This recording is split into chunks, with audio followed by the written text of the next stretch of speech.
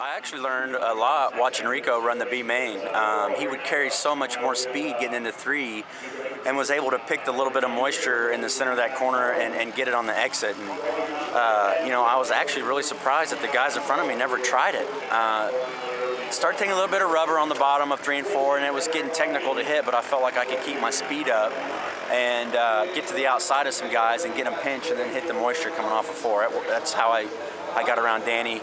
Early in the race, turns 1 and 2 was really good. You can run top and bottom, and once I got to Dale, I could see those guys running the bottom and getting a good run off of 2. And man, we have a great race car. We got a great team. Just a pleasure to drive this thing, and you just can't ever count us out. Like I was saying on the PA, if you start in 7th with all those good cars in front of you, getting to the top 3 is pretty difficult. So for us to pass the teams that we did, the drivers that we did, and pick up another win is just really special for me, special for my guys, and makes all their hard work worth all the effort. Well, actually, he missed the rubber a little bit in 1 and 2 once I got around Brian, and he was actually kind of checked out there for a little bit. Missed the rubber. I was able to catch him, and I was just told myself to be patient getting into 3, because that was where I was going to pass him, is getting into 3. He was a little bit better than I was in 1 and 2. And, I just needed him to get bottled up behind a lap car, which is kind of what happened, and we were able to get a good run going into 3 and get by and coming off of 4. No, we haven't. We had a really good season last year, and we've kind of carried everything into this year. Same package, we really haven't changed much, and, these type of tracks are what these kind of cars like. Racing as hard as we did on Wednesday nights isn't something I always like to do, but I knew I was going to have to do that to keep up with Kyle.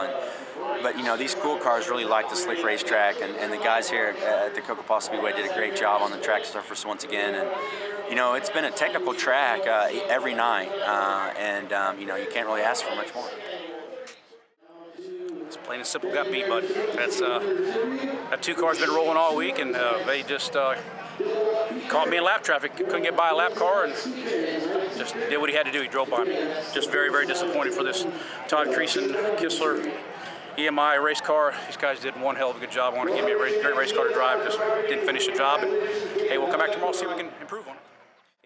It changed a lot. It was spotty rubber. You could off of 2 down the backstretch and into 3 there was rubber, and then it left you everywhere else. So hats off to the track. At least they gave us something so we're not tearing our race car up. Yeah, not bad. I was, you can move around a little bit. Shane showed me kind of the top down here a little, and fortunate to get by Greg and Brian Brown, both on the same, actually.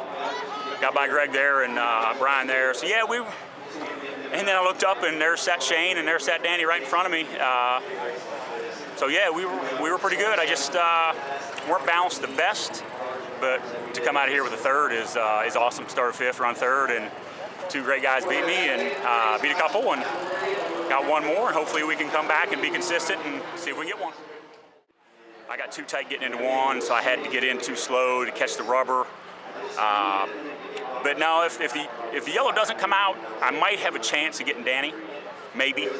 But Shane, no. But I got a chance to run 2nd if we go green to the end. But here's what it is. We'll take 3rd and come back tomorrow, and we're going to have a great day of weather, and hopefully we get a track about the same way, and it was good.